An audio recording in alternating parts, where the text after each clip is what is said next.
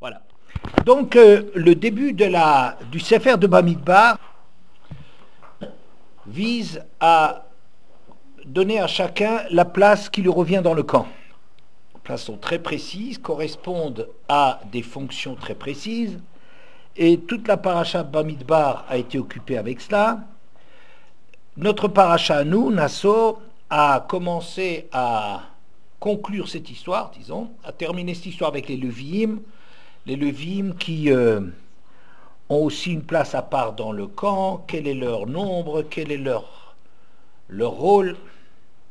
Et ensuite, on va s'engager véritablement dans l'histoire du peuple juif. Maintenant qu'on a le camp du peuple juif, que tout est en place, on va s'engager dans le peuple juif. Vadaber Hachem, donc c'est à partir du Shelishi de la paracha, Vadaber Hachem le Moshe les morts, Tzav et Bnei Israël vishalchu mina machane kol tsarua v'chol zav v'chol tameh la nafesh.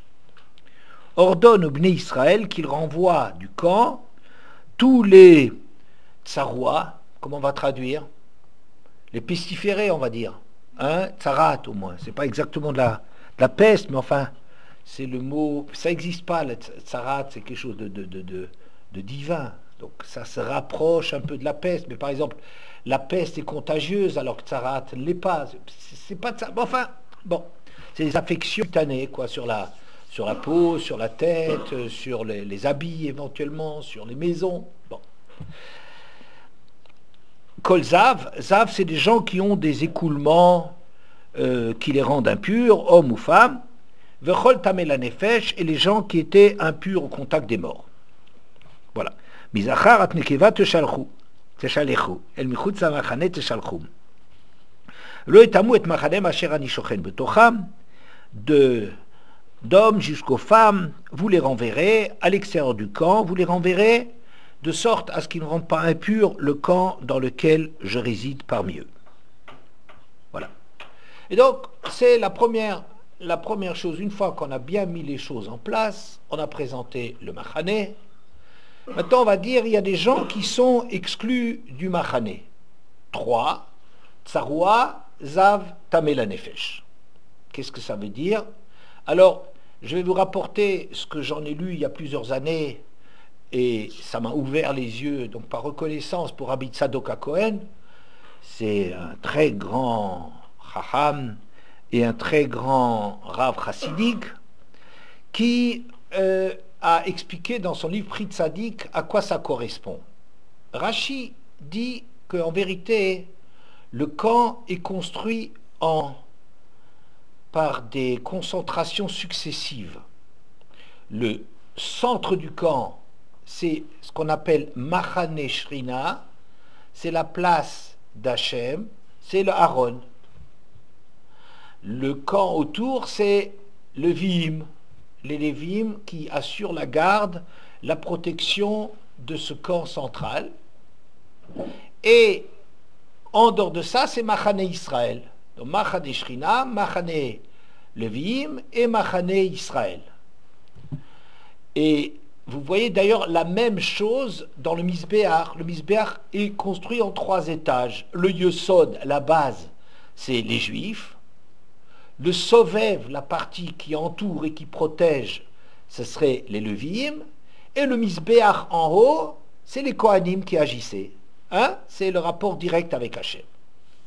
Alors, dans ces 3 niveaux, il y a des incompatibilités que le camp d'Israël, qui est le Yesod, qui est la base, lui, il devait vivre, il vit dans le monde, et il doit construire une société qui soit juste, qui soit harmonieuse.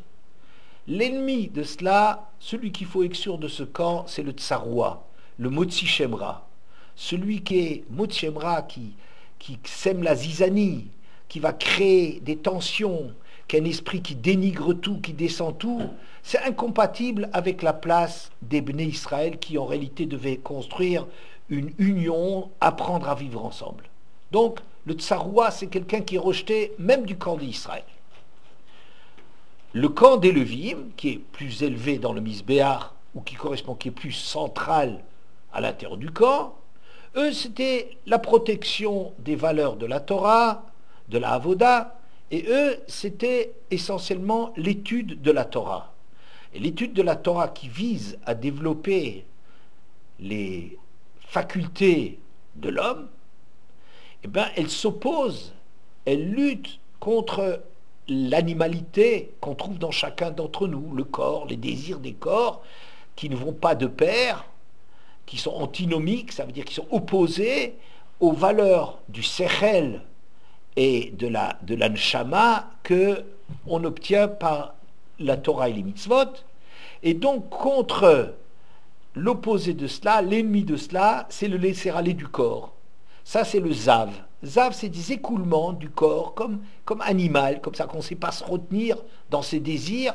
Alors ça donne comme ça, et chez les hommes et chez les femmes, ça se présente différemment, mais c'est une espèce de laisser-aller du corps. Quand le corps commence trop à être laissé à lui-même et pas maîtrisé, c'est le contraire de la fonction des levim, de sauver tout autour, de faire la ceinture, de tenir tout le camp par leur mérite et par leur travail. Donc, les zav, il faut l'exclure, mais pas de tout le camp, mais du camp des levim. Ensuite, il y a la partie vitale, le nœud, le misbéar, quand on regarde dans la verticalité, et dans le camp, le centre du camp, c'est le Aaron, c'est la Avodat, le Kohanim. Et des Kohanim, ce qui est incompatible avec ça, c'est la mort. Tout ce circuit, c'est la gestion de la vie, de la vie, du contact avec Hachem et tout, de toutes ces valeurs. Et le contraire de cela, c'est Tamémet, n'est-ce pas? C'est l'impureté au contact des morts, dans un sens large, que tout ce qui rappelle la mort, tout ce qui rappelle la défaite, tout ce qui rappelle la petitesse de l'homme, eh bien, il faut arriver à décoller de cela pour servir Hachem. Hachem, on sert Hachem dans la vie. Ok? Bien. Donc, tout matmet est exclu du sommet, seulement du camp des Kohanim. Parce que c'est l'antinomie, ça veut dire l'opposition de ce que font les Kohanim, c'est de donner la vie. Vous voyez bien, par exemple, les Kohanim ne devaient pas se rendre impurs au contact des morts. Ils devaient, vous voyez, toutes ces choses-là qui sont des prix, tout, de la déprime, de la dépression de l'homme, des échecs de l'homme, la mort, le deuil, les défauts physiques et tout ça, c'était exclu du camp qui devait prôner la vie et ses valeurs. Hein? Bon. Donc, d'après Rabbi Tzadok HaKohen, donc chacune de ces choses qu'on excluait était exclue d'une certaine partie du camp. Sarat, c'est l'opposé de la solidarité d'une vie des Bnei Israël. Le Zav, le laisser-aller physique, c'est le contraire de la force, de la Gvura qui a chez le Levim d'étudier la Torah. Et le Tumatmet, c'est le contraire des valeurs prônées par les Kohanim. Moi, j'ai, sur cette base-là, qui m'a beaucoup inspiré, disons que je le connais depuis très longtemps, ce Rabbi Tzadok, je voulais dire un peu autrement les choses. On a un camp. On a maintenant, dans le Sefer Bamidbar, on a construit le camp des Bnei Israël. Et construire le camp, en vérité, c'est atteindre une étape nouvelle par rapport à tout ce qu'on connaissait jusqu'à présent. Jusqu'à présent, il y a eu des individus remarquables qui vivaient ensemble, mais ce n'était pas structuré. On n'a pas structuré le clan Israël. Oui, ça vivait, ça avait des mitzvot, c'était en Égypte, c'était... Bon, très très bien, il y a des histoires extraordinaires et tout, mais avec le Sefer de Bamidbar, on passe à la structure des choses. Jusqu'à présent, dans les livres de Bréchit, on a jeté les bases de tout. Hein, c'est l'origine de tout. Les Avot, toute cette histoire-là. Ensuite, ça a été Shemot Bnei Israël, le nombre, la valeur de l'individu. Shemot Bnei Israël, où les Bnei Israël sont comparés aux étoiles, c'est-à-dire une valeur que chacun a son nom, le Kulam Beshem Ikra, chacun a son rôle, chacun a sa valeur, et le nombre, et de multiplier tout ça, maintenant on va structurer dans le Sefer Bamidbar, on va structurer tout cela, on fait un camp. Et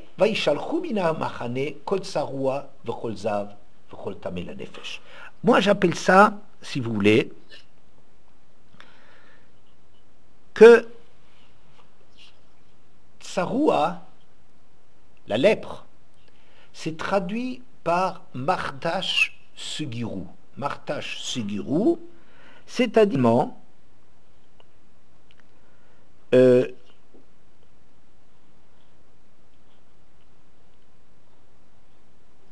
Kol Disgir, oui. Vishalchun min mashrita kol disgir. Fermé, fermeture. Comme l'isolement, le confinement.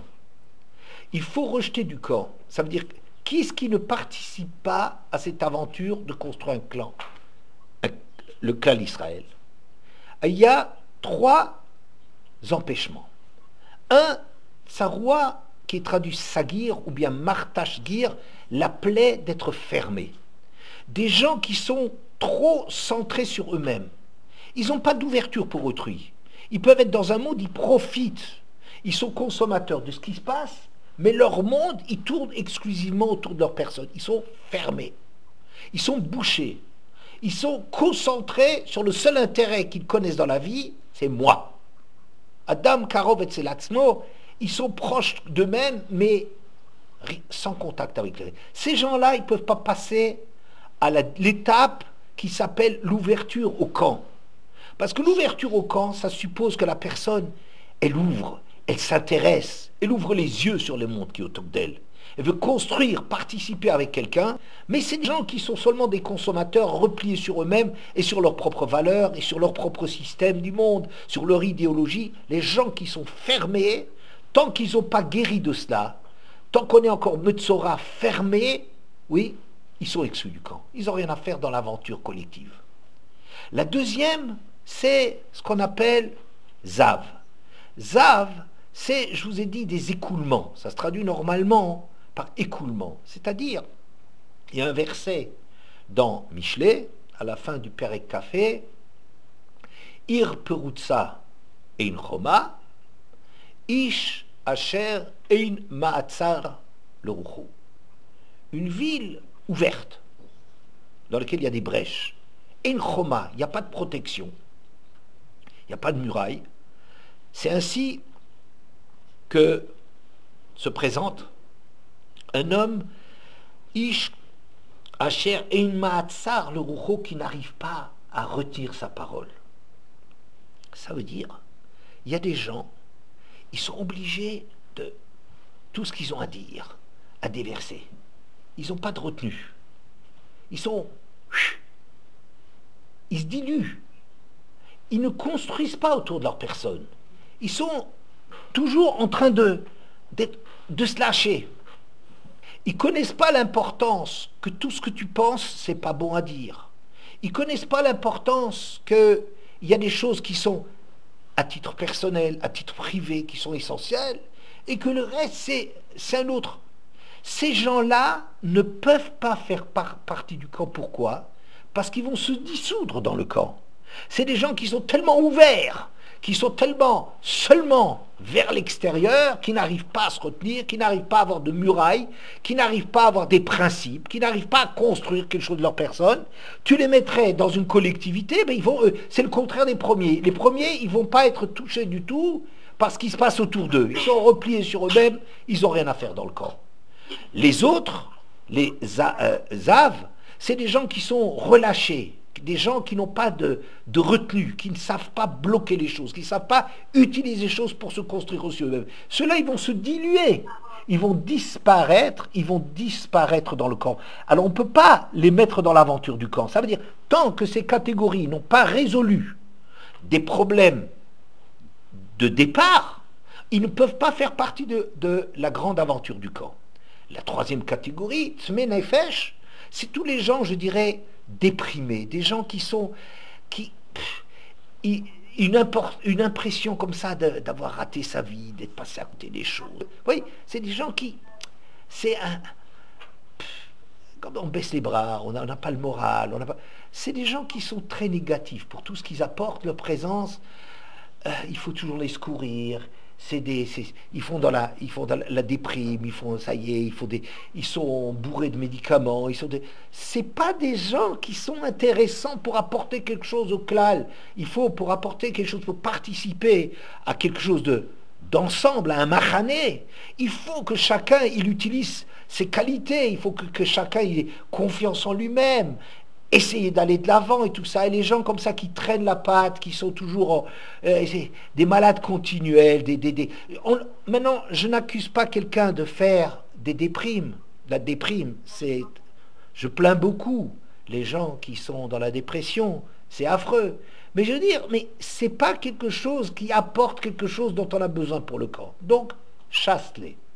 Bien, ça serait chasse-les, ça veut dire mets-les de côté, exclus-le, ils ne peuvent pas faire partie d'un camp dans lequel Hachem, il est à la tête du camp pour arriver à construire quelque chose. Ça, c'est le premier chapitre qu'on a après avoir présenté le Machané. Ensuite, il y a un paragraphe très étonnant. Vaidaber Hachem el Moshe les morts, daber el bnei Israël, ish ou isha, shirasum mikol chatot adam, bol bal v'Hachem, etc. C'est un peu compliqué comme chapitre. Je vais me rapporter à Rashi pour savoir de quoi il s'agit. Rashi, oui. Non. Alors, c'est ce que je dis, que je vais le traduire avec Rashi, parce qu'un passage compliqué, dans lequel on va se perdre pour le truc, et Rashi nous dit de quoi il s'agit. Je ne donne pas la traduction, je donne le contenu. Oui, absolument. C'est dans le Perek He, le Pasuk, à partir du Pasuk He. Hare Chazar, limol Baal Bashem, qui trahissent Hashem, Hare Chazar vekatav kan parashat Gozel venishba al sheker. On reprend ici la paracha, le chapitre qui traitait de celui qui vole et qui jure mensongèrement. Qu'est-ce qui se passe, Odaya?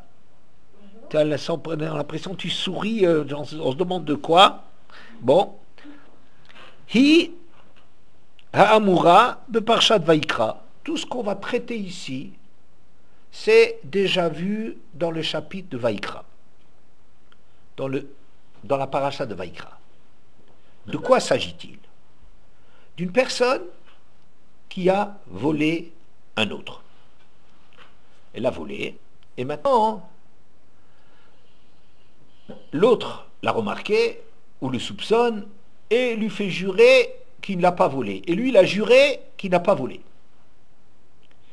Si maintenant il veut faire tchouva, parce que c'était un mensonge, parce qu'il a volé et juré là-dessus qu'il n'a pas volé, alors il faudra absolument qu'il ramène ce qui est volé à la victime et qu'il demande pardon et qu'apporte des corbanotes parce qu'il a aussi trahi Hachem dans ce qu'il a utilisé la shvoua d'Hachem, cette arme de la shvoua, pour faire passer un mensonge.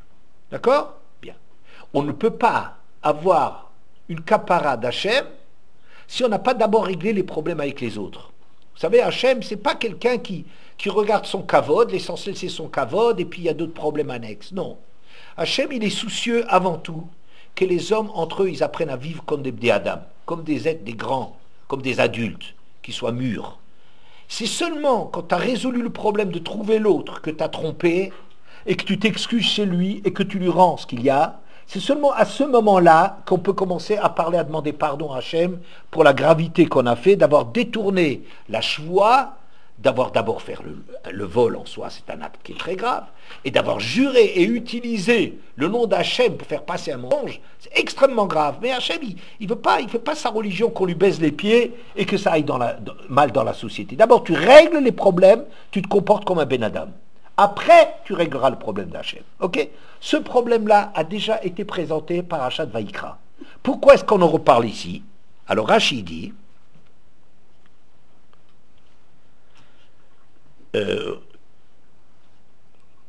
Venishnet-kan, c'est répété ici, dit Rashi, Bishvil Shnet Varim Shenitra Tshuba, à cause de deux nouveautés par rapport à ce qu'on avait déjà vu sur ce chapitre dans la parasha de Vaikra. Haïchad, Shekata Vihid Vadou. Un, l'exigence qu'on apprend ici, qu'il faut, il ne suffit pas de rendre, Il faut faire tchouva, reconnaître sa faute, aller dire, je regrette vraiment ce que j'ai fait quelque chose de très grave, non seulement je t'ai volé, je t'ai menti, je t'ai même juré pour faire passer le mensonge. Il faut faire un vidouille par rapport à l'autre, il faut reconnaître ses fautes par rapport à Hachem. Ça, c'est une chose dont on n'avait pas parlé antérieurement. L'omed she'enu chayav v'hasheni al gezel hager she'inita la kohanim. Le deuxième point, quelqu'un qui a volé un guerre, un converti, et que ça sera donné au kohanim, c'est-à-dire quelque chose de très intéressant.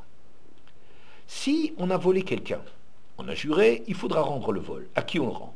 À la personne si elle existe. Il faut aller au bout du monde pour lui rendre cette chose-là. Si on a fait cette faute, pas seulement volé, mais juré qu'on n'a pas volé. D'accord? Bien. À part ça, si jamais cette personne elle est morte, on donnera à ses héritiers. Ve'im ein la'ish goel la'shiva hasham alav, hasham amushav la'Hashem la Kohen. Chez nous, on dit comme ça. Mais si l'homme, il n'a pas un proche à qui on peut rendre ce qu'on a volé, alors, ce qu'on devrait rendre à Hachem, on le donnera au Kohanim.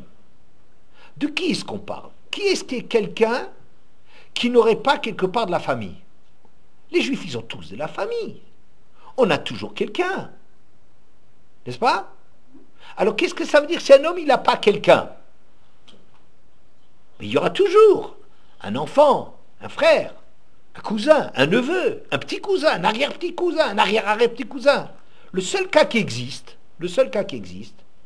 ce serait quelqu'un, un converti, qu'on aurait volé et qui n'a pas eu de descendance, ou dont la descendance est morte. Celui-là, si on l'a volé et on a juré qu'on n'a pas volé, à qui on peut rendre? On n'a personne à qui rendre. Il est mort et il n'a pas de goël, il n'a pas de proche. Ici, on nous apprend que ce que tu as volé et qui revient à Hachem, tu devras donner ça au Kohanim pour te faire pardonner. C'est drôle, en vérité, de parler d'un truc qui est tellement de détails que quelqu'un, il a volé un guerre, qui n'est mort sans enfant, alors que... Et en plus, c'est bizarre qu'on a découpé un truc dont on a parlé déjà essentiellement dans Vaïkra, pour rapporter encore deux détails là-dessus. Il faut regretter sa faute, confesser sa faute, reconnaître sa faute, et on parle du Gezel à guerre dont on n'a pas parlé là-bas. Qu'est-ce qui se passe dans le cas où quelqu'un n'aurait pas, on ne pourrait pas lui rendre? C'est étonnant d'avoir partagé la paracha. Tu aurais dû terminer là où tu as commencé, termine le truc, raconte les choses en entier, et fini, on ne revient plus. Qu'est-ce qu'on nous rapporte ça ici? Alors Rabbi Tzadok, à Cohen, il dit quelque chose de formidable. Il dit, pour que tu saches que bien qu'en vérité, c'est une faute que tu ne peux pas rattraper. Pourquoi? Parce que pour se faire pardonner par Hachem, il faut d'abord se faire pardonner par celui qu'on a volé, ou par ses descendants. Alors tu peux dire, mais s'il n'y a pas de descendants, on ne pourra jamais rattraper sa faute. Ça veut dire qu'on est dans une impasse totale, on peut regretter et pleurer tout ce que tu veux, ça ne sert à rien. On nous apprend ici, non. Même dans un cas de ce genre-là, la Torah a prévu que tu vas le donner au Kohanim. D'accord? Bien. Ça ne répond pas au problème. Pourquoi est-ce qu'on a mis ce truc-là ici, au lieu de laisser cette paracha et de terminer la chose qu'on avait là-bas? D'accord? Ça ne répond pas. Mais c'est extraordinaire ce que dit Rabbi Tzadok, que pourquoi est-ce qu'on parle de cela? Parce que, pour te dire, ça n'existe pas que tu ne puisses pas faire tchouva. Même si tu ne pourrais pas faire tchouva, tu peux. Alors moi, je récupère cela, et je le raconte à ma façon. C'est-à-dire comme ça. Pourquoi est-ce qu'on parle ça d'ici? Pour nous dire la chose suivante. On a présenté le Machané. On a ensuite commencé par dire tous les gens qui ne font pas partie de l'aventure du Machané. Tant qu'ils ne sont pas guéris, Tsaroua, Zav, Tamel Nefesh, ils ne peuvent pas participer à cette aventure. Maintenant, on te dit quelque chose d'extraordinaire. Que quoi? Que le Machané, c'est ça ce qui permet à ce qu'on ne pourrait pas faire comme tchouva, qu'on peut aussi avoir tchouva. Ça veut dire quoi? Ça, c'est extraordinaire. Que parfois, on est dans une impasse. On ne peut pas régler un problème. On ne peut pas régler un problème. Parce que individuellement, celui envers qui on a fauté, envers lequel il faudrait s'excuser, se rattraper, il n'est plus là. Individuellement, c'est une impasse. Et maintenant, on vient te dire, mais quand il y a le machané, il y a une nouvelle dimension, dans laquelle quelque chose qui est une impasse au niveau personnel, tu peux le régler au niveau du machané. C'est-à-dire, le machané, c'est quelque chose d'extraordinaire. Pourquoi est-ce qu'on a découpé ces histoires-là et qu'on n'en a pas parlé là-bas? Parce que là-bas, c'est une impasse. Là-bas, on a parlé dans Vaïkra, on est encore au niveau des individus. Entre individus, on ne peut pas régler un problème. On ne peut pas demander pardon à quelqu'un qui a disparu. On a fauté envers lui, on ne peut pas rattraper. Maintenant, dans le machané, on vient te rajouter, on prend ce truc-là, on dit, tu sais, même en guerre, tu peux te rattraper. Ça veut dire le niveau du machané, ce qui se passe collectivement, la dimension qui est là, permet de faire tchouva. Donc il faut quoi? Ici, c'est pour ça qu'on a laissé de côté le vidouille. Il faut que tu regrettes vraiment cette chose. Mais cette chose que tu regrettes vraiment, que tu voudrais vraiment effacer, cette faute qui te traîne comme un boulet, ta culpabilité envers ce pauvre guerre que tu as volé, tu lui as menti, il a disparu. Tu pourrais traîner ce truc-là toujours, individuellement, oui. Le niveau du machané, c'est un tel niveau de vécu, une telle grandeur, il passe tellement autre chose quand on vit les choses à un niveau collectif, que là tu peux avoir une nouvelle dimension. Et là, tu peux obtenir le pardon. Quand on vit des choses qui sont très très fortes, tu peux avoir une dimension. Enadome echad, shnaim shosim, muatim shosim, rotsono shel makom, ou merubim shosim. Ça ne ressemble pas à un petit groupe qui fait la volonté d'Hachem. Ils font fuir 100 ennemis. Mais quand ils sont nombreux à faire la volonté, ils font suivre 10 000 ennemis. Beaucoup, beaucoup plus. C'est une paracha dans laquelle on voit que plus il y a un vécu collectif, plus il y a une espèce de pouvoir qui se dégage de cela. Berov Amadrat Meler, c'est pas simplement que quand on est nombreux pour faire une mitzvah, c'est un kavod pour Hachem. C'est que toute la mitzvah, elle a une autre dimension. Quelque chose qui est vécu dans un groupe, c'est on éveille tellement de choses dans la personne que des choses qu'on ne pouvait pas, qui étaient bloquées au niveau individuel, on les éveille. Ça me rappelle ce que j'ai une fois dit à Yom Kippour. Vous savez que les fautes qui sont beshogeg, par inadvertance, on prévoit de les effacer, de les faire pardonner grâce à un korban. Mais quand c'est des fautes qui sont volontaires, on ne peut pas les faire pardonner. Pourquoi? Par un korban. Pourquoi? Parce que une faute involontaire, je peux dire, je ne l'ai pas fait exprès. Alors comment tu fais de tchouva sur une faute que tu n'as pas fait exprès?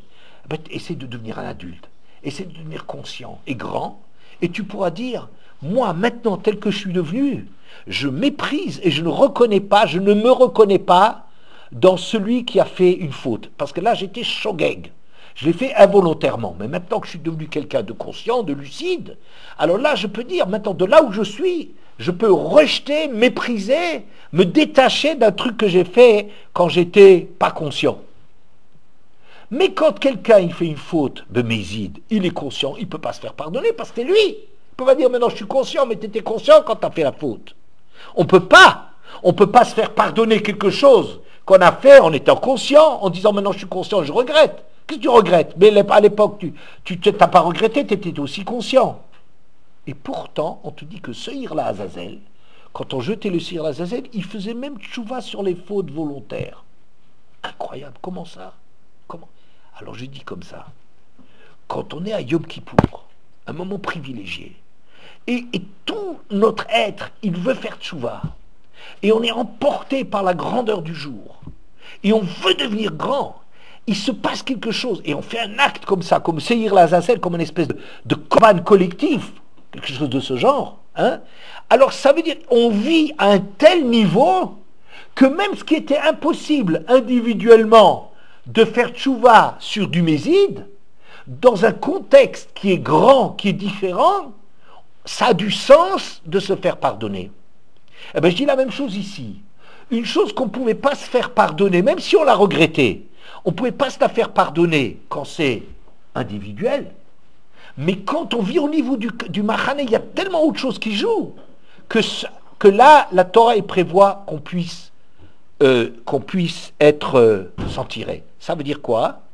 Ça veut dire qu'en même temps qu'il se crée le Machané, il y a aussi une Rahmanout, il y a un regard d'Hachem qui change, il y a un vécu qui change chez nous, il y a un regard qui est beaucoup plus généreux, beaucoup plus miséricordieux, un regard de compassion quand Hachem il regarde son peuple. Quand il regarde un individu, Hachem il est beaucoup plus makpid, il est beaucoup plus... C'est vrai qu'il accepte la tchouva, c'est vrai qu'il aime la tchouva, mais quand c'est un individu qui le fait, ça a des limites le genre. Mais quand c'est quelque chose qui est collectif, quand c'est quelque chose qui... Alors Hachem, il a un regard sur la... Il sait que c'est difficile. Hachem, il sait très très bien la difficulté qu'il y a de vivre ensemble. Hachem, il sait très difficile de créer une ambiance. C'est très difficile. Hachem, il n'ignore pas. C'est pas que nous qu'on vit que c'est difficile. Par exemple, vous êtes au SEM ici, vous êtes en train de vouloir créer une ambiance. Alors il y a des moments privilégiés dans lesquels il y a quelque chose qui passe, dans lesquels on a une autre relation avec les gens, des choses qu'on se protège, mais on commence à avoir des confidents, on commence à avoir une affection sincère en dehors de nous et que ça fait partie vraiment de nous. On vit à un autre niveau. C'est nous qui vivons à un autre niveau.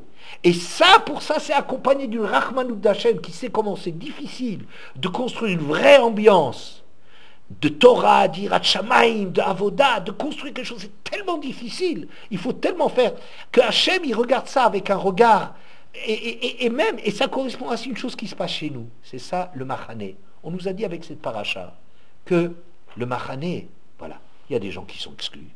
Même dans la première paracha dont on va parler, c'est Gezel la guerre, qui semble un truc insignifiant, mais qui en réalité, grâce à Rabbi Tzadok, j'ai compris, c'est quelque chose d'extraordinaire. Il y a une porte de sortie. Seulement, moi, je suis me cachère.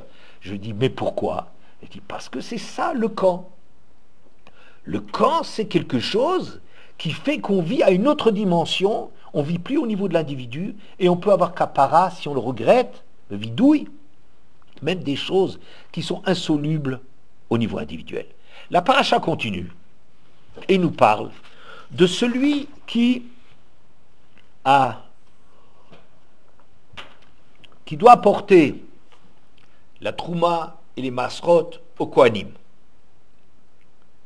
Et cette paracha, elle nous dit, et attention, si tu ne fais pas ça, c'est comme ça, la Gemara, elle dit, si tu fais pas, si tu veux pas payer les choses que tu dois au Kohanim, tu sais, tu iras de toute façon chez le Kohen, mais pour lui amener ta femme, parce qu'elle sera soupçonnée d'adultère, et tu viendras chez lui. Tu veux pas venir volontairement donner ta contribution, comprendre l'importance du rôle des Kohanim, alors tu comprendras leur importance et leur rôle le jour où tu devras aller chez le Kohen pour obtenir l'histoire de la Parashat Sota. D'accord? Mon problème est le suivant. Qu'est-ce que cette histoire, elle commence à, dès qu'on a fini de parler ce dont la grandeur du camp, qu'est-ce qu'on a parlé de quelque chose qui est une introduction en vérité à Parashat Sota? Quoi? C'est tellement que le peuple juif, il est tellement dans des problèmes de débauche et de choses de ce genre-là. Chas de shalom, les juifs, ils ont quand même, les juifs, je parle des juifs normaux, les juifs qui sont comme des juifs, qui se comportent comme des juifs, on ne trompe pas son mari comme ça, c'est pas des choses qui, c'est des exceptions, ça se passe pas, des choses pas. Vous comprenez? Et c'est ça que la Torah va nous raconter d'abord. Oui? Alors ce qui m'intéresse, pourquoi tu me parles maintenant de la Sota? Sota, c'est une femme dévoyée qui a trompé son mari. Et la Gemara, il raconte, enfin Rashi rapporte, Ish kitisteisho, un homme, que sa femme s'est dévoyée, Uma aloval, et qu'elle a trompé. Qu'est-ce que ça veut dire Ish? Alors Rashi dit que quand on trompe son mari en bas, on trompe aussi son mari en haut. Akadosh Baruch Hu. Ne croyez pas que nos affaires en bas, elles n'ont pas d'incidence. Plus haut. Moi je demande, mais ça on le sait. C'est pas l'endroit pour le dire. Dis-moi, mais ça c'est connu, hein, mais à part ça, dis n'importe où que quand tu fais une faute, que quelqu'un vole un autre, eh bien il a fait une chose grave par rapport au ciel. N'est-ce pas? Quand quelqu'un, je sais pas moi, il va pas écouter le chauffard, c'est grave. Bon, ça c'est par rapport au ciel. Quand un homme il trompe un autre, il prend pas ses responsabilités par rapport à l'autre, eh c'est une chose qui est pas seulement grave, Ben Adam le Chavero, mais c'est plus, on peut le dire n'importe où. Pourquoi à propos de Sota, on nous raconte que quand une femme est tromperait son mari, on parle aussi cette femme qui tromperait Hachem. C'est évident. Ou de toute façon au moins connu. Et puis, vous savez quoi, cette femme qui est... Comment ça s'est passé? Un mari a averti sa femme qu'elle n'avait pas le droit de s'isoler avec telle personne. Il a dit devant témoin, je t'interdis de t'enfermer, je te soupçonne, et je t'interdis de t'enfermer avec telle et telle personne. Et qu'est-ce qui s'est passé? Cette femme s'est enfermée. Le temps de pouvoir faire quelque chose avec cette personne, il y a un témoin là-dessus, mais on ne sait pas ce qui s'est passé. D'accord? On est dans l'ignorance. Le mari a averti cette femme, la femme a désobéi à cet avertissement, elle s'est enfermée avec quelqu'un et on ne sait pas, on sait qu'elle s'est enfermée, on ne sait pas ce qui s'est passé. Alors qu'est-ce qui va se passer? Cette femme, elle est considérée dans le doute, interdite à son mari. Et quoi? Il faut jusqu'à ce qu'elle boive l'eau de Sota. C'est un truc très compliqué, comment est-ce qu'on faisait, toute une procédure, et qui était terrible pour la femme, vous savez, parce que la femme qui allait là-bas, on l'habillait comme ça d'une façon qui la dénigre, on lui déchirait son corsage, on découvrait les cheveux, comme ça, on la jette, cette femme-là. Il y a quelque chose d'horrible qui se passe avec cette femme. Et alors, elle buvait l'eau, et alors soit elle a trompé son mari, soit elle a trompé son mari, et vrai, soit elle n'a pas trompé son mari, et c'est ce que le verset nous déclare dans le verset Kaf Chet du chapitre Vav, Ve'imlo nitmea haisha utoraï, et si jamais cette femme n'était pas impure, mais pure, Venikta, elle sera innocentée, venizra azera, et a priori elle aura une semence. Rachid, il y a des questions? Si vous avez des questions, oui. Pardon? C'est fini, ouais. Le Zoom, au bout de 40 minutes, a cessé. Bon, moi, je sais pas, tu m'as dit qu'ils ont la possibilité de rallumer? Je sais pas, moi. Comment? Elles ne savent pas. Elles savent, elles ont vu qu'elles s'arrêtaient. Oui, non, mais elles ne savent pas que ça reprend. Bon, écoutez, bon, je peux pas, bon, j'ai pas assez de temps. Dites-le pour la prochaine fois. Moi, je savais pas, Birlal, que c'est comme ça que ça allait se passer un cours mixte, quoi, mélangé. Alors, qu'est-ce que ça veut dire? Rachidi, si cette femme, elle est innocentée, Bestirazou, quand elle s'est enfermée, que c'est rien passé, et Venikta ou Toraï Mimakomacher, et que par ailleurs, il n'y a rien à se reprocher avec son mari, Venikta, elle sera innocentée, Mimaï Mameharim, de ces eaux qu'on lui a fait boire, Velohod, elle a Venizra, mais plus que ça, mais elle aura une semence, c'est-à-dire Imaïta Yoledet Betsahar, Teled Berevach, que si jamais elle avait des difficultés par le passé d'avoir des enfants, c'était dur, ça va se passer les accouchements faciles. Imaïta Yoledet Shchorim, elle avait des enfants qui n'étaient pas beaux, ou des enfants qui étaient petits, maintenant ils vont devenir grands, elle aura des beaux enfants et tout. Ouais? Bien. Qu'est-ce qui s'est passé dans de très très grave dans cette histoire de Sota? Vous savez qu'Hachem, on prenait le nom d'Hachem, il était écrit dans la paracha, et on va le mettre dans l'eau, elle va se dissoudre dans l'eau. C'est un issour de la Torah, une interdiction de la Torah, qu'on n'a pas le droit d'effacer le nom d'Hachem. Et pour faire la paix dans le couple, on effaçait le nom d'Hachem. D'accord? Bien. Et si cette femme était innocente, elle sera pardonnée là-dessus. Et pas seulement ça, dit Rashi, en plus, elle recevra même une descendance plus facilement et tout. La Gemara, elle va plus loin que ça. Il y a une discussion entre Rabbi Akiba et Rabbi Ishmael qui dit que même elle pourrait avoir des enfants qu'elle n'en avait pas. Venizra, Zera, ça veut dire qu'elle aura une semence, une descendance. Que même si elle ne pouvait pas avoir d'enfants, elle aura des enfants. À la suite de cette histoire, si elle était innocente, n'est-ce pas? Et l'autre lui dit, ah, c'est pas possible, parce que sinon, une femme qui n'a pas d'enfants, elle va s'enfermer le mari va la soupçonner, et comme ça il pourra avoir des enfants. Et alors celle qui est timide, ou qui a de la tsniout spéciale et qui souffre de ne pas avoir d'enfants, mais qu'elle ne veut pas s'exposer comme ça. Et c'est pas une femme, elle a un kavod de sa personne, elle a une dignité de sa personne, elle souffre en silence, et elle n'aura pas d'enfant, quelle que soit cette souffrance. C'est pas juste. Ça veut dire qu'on aurait tout à fait envisagé, d'ailleurs Rabbi Akiba l'envisage, sinon Rabbi Ishmael dans d'autres versions, ils envisagent qu'ils pourraient avoir des enfants, mais l'autre il dit, ce serait pas normal parce qu'il y aurait une injustice. Pas qu'il dit que c'est pas possible, il voit très bien qu'on pourrait avoir des enfants, mais il dit, mais c'est sûrement pas vrai, parce que sinon on serait en train de punir une femme qui a tellement de tsniout que bien qu'elle souffre énormément de ne pas avoir d'enfants, elle ne veut pas s'exposer, elle ne veut pas... D'accord, ok? Vous êtes bien? Mon problème est le suivant.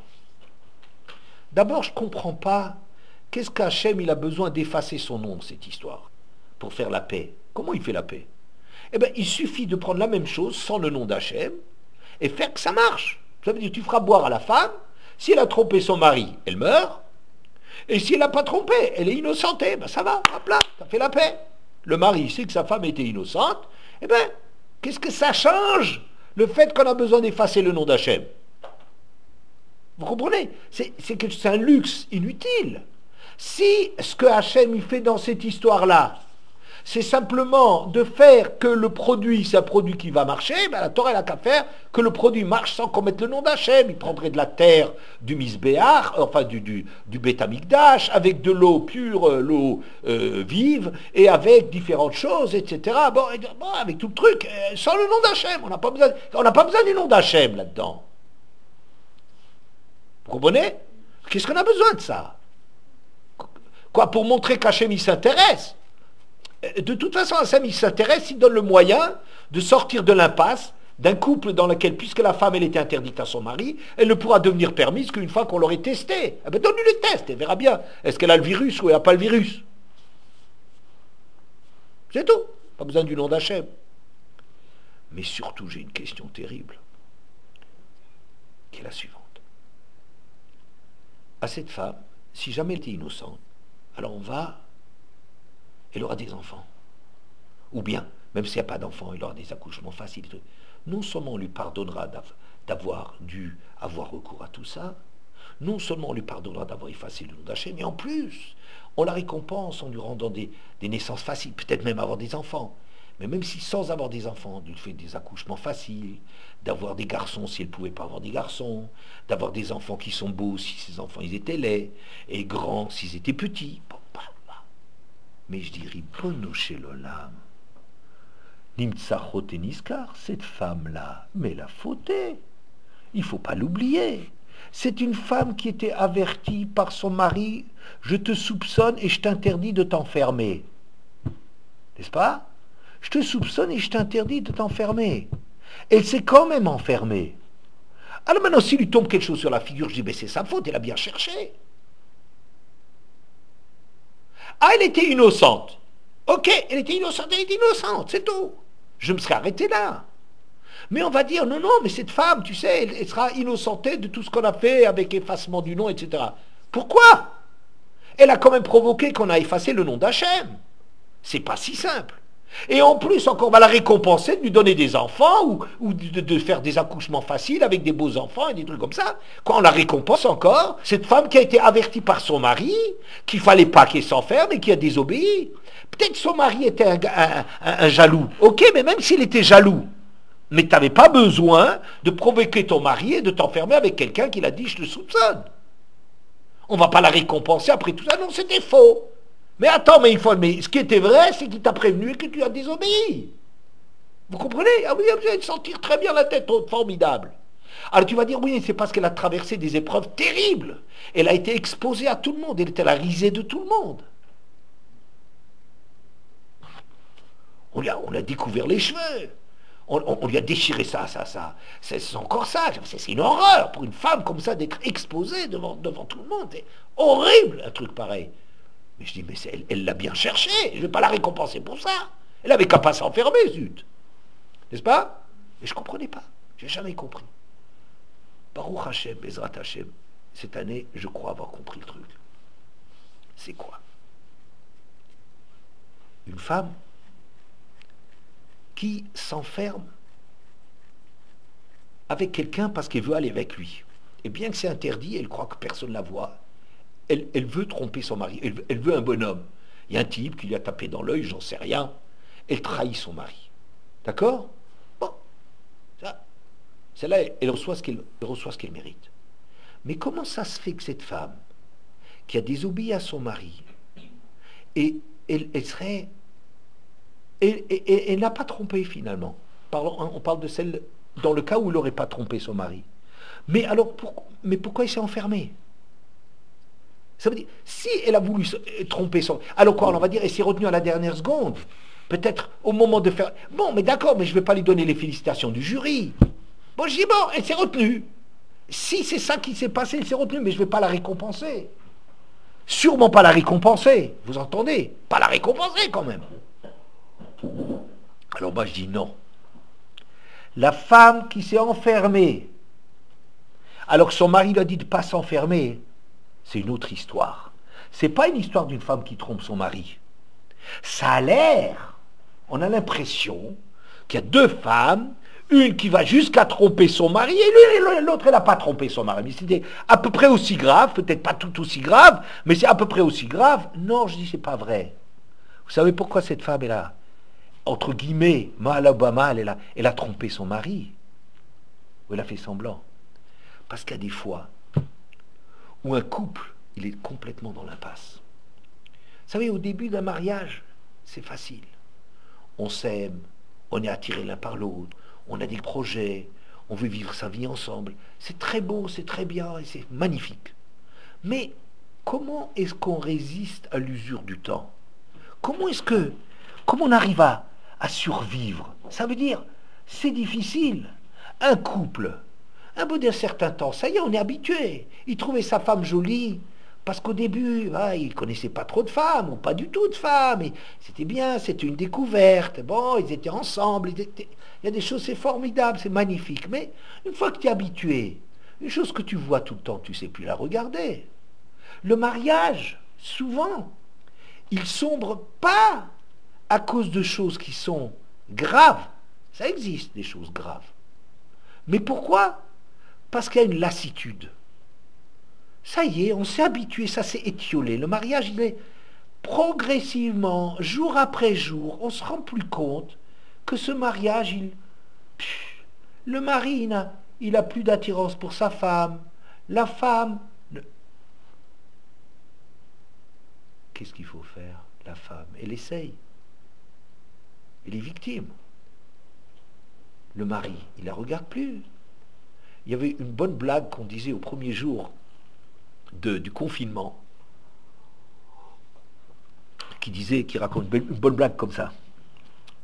C'est quelqu'un qui raconte à son ami, tu sais, après 2 jours de confinement, j'étais seul avec ma femme tout le temps, j'ai fini par commencer à lui parler. Eh bien, tu sais, cette fille, elle est pas mal du tout. La blague, elle est superbe.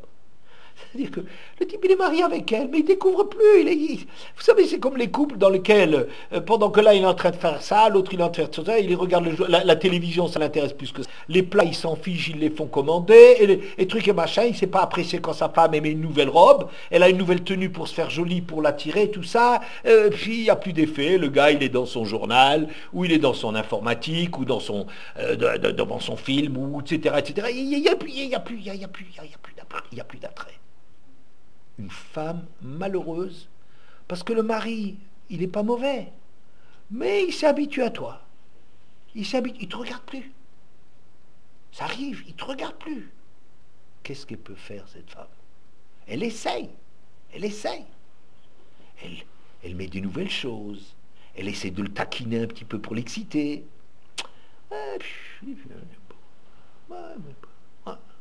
Comprenez? Elle lui fait un plat, elle lui fait des choses qu'il aime. Il regarde même pas, il dit pas merci, il se lève et la femme de ménage, elle fait le ménage. N'est-ce pas? C'est un drame. qu'est-ce qu'elle fait cette malheureuse?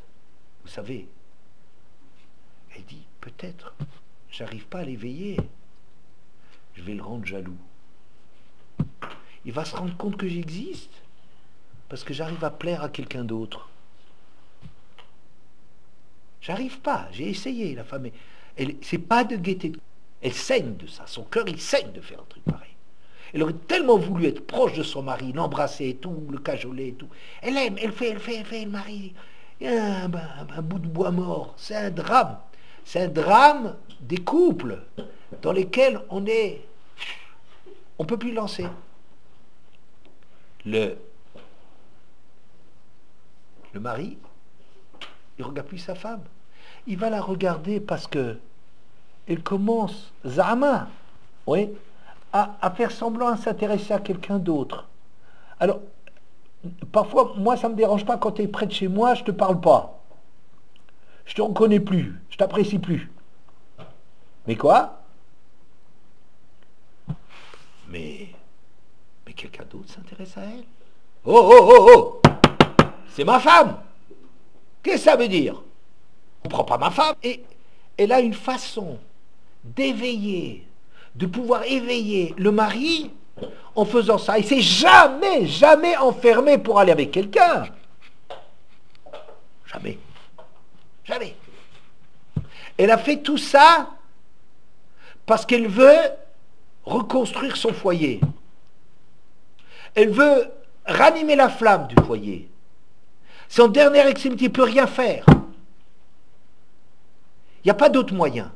Cette femme exceptionnelle qui a fait ça, elle est allée jusqu'à s'exposer devant tout le monde à ce qu'elle soit la chouma, vous voyez,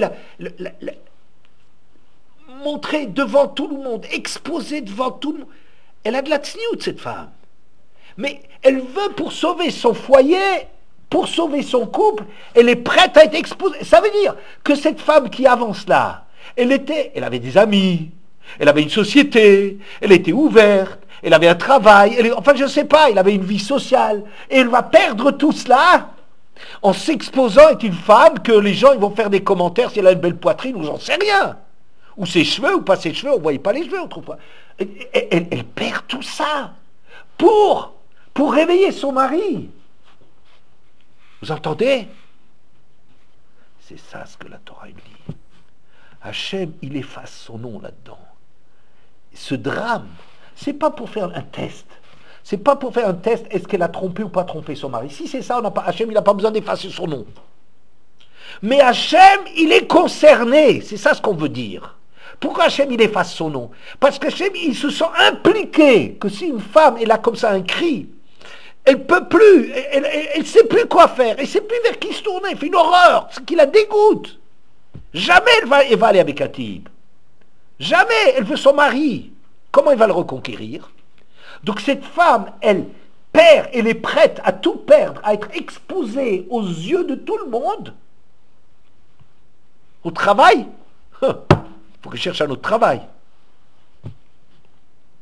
Ses amis, commentaires désobligeants. Tout ça pour son mari. Je dis ça, ce drame-là, que beaucoup il entend. Il entend cette prière et cette souffrance de la femme. Ça veut dire, c'est ça ce que ça veut dire qu'il efface son nom, qu'il s'implique dans cette histoire-là. Il ne fait pas simplement un truc pour savoir elle est propre ou elle n'est pas propre. Hachem, il veut que ça réussisse. Hachem, il s'investit dans cette histoire. C'est ça ce que ça veut dire. Il accepte que son nom il soit effacé pour arriver à ranimer la flamme. Qu'est-ce que ça veut dire que son nom soit effacé? Peut-être en pratique, ça veut dire il donnera un petit peu, il aidera un peu le mari qui voit. Mais cette femme, c'est bouleversant. Ta femme, elle est prête à être traitée comme une ordure, à être exposée comme ça, comme une traînée, comme ça, par amour pour toi, parce qu'elle veut te conquérir. Hachem, il aidera ce couple à se construire. Il ouvrira les yeux du mari. C'est pour cela que la femme qui fait ça, on nous dit, elle sera quitte, elle sera patour, ptoura, elle sera innocentée du fait, qu'on a effacé le nom d'Hachem pour elle. Et plus encore que même, Hachem il l'aidera, il lui donnera des enfants, il donne une bracha. Il donne une bracha, une femme qui a été acculée à cela, Hachem il lui donne une bracha.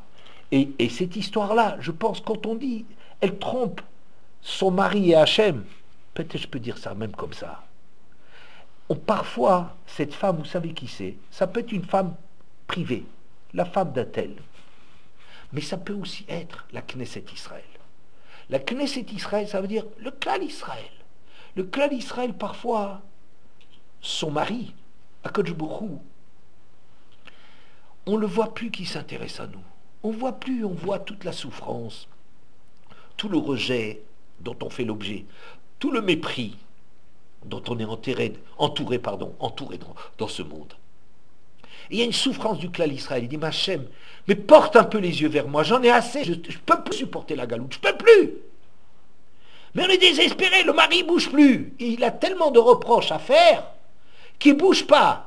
Alors, il peut y avoir aussi une femme par rapport à son mari, une femme peut-être que dans cette histoire qu'on a racontée, une femme par rapport à son mari, ça veut aussi dire une femme par rapport à Hachem, parce qu'Hachem, il est concerné par ce éveil qu'il y a Shrina Benem, qu'Hachem, il est concerné par ce qui se passe dans ce couple. Mais je peux même dire, même dans l'histoire globale, que Hachem, quand son peuple, il va chercher ailleurs. Mais pas parce que ça nous intéresse à Avodah, mais parce qu'on veut.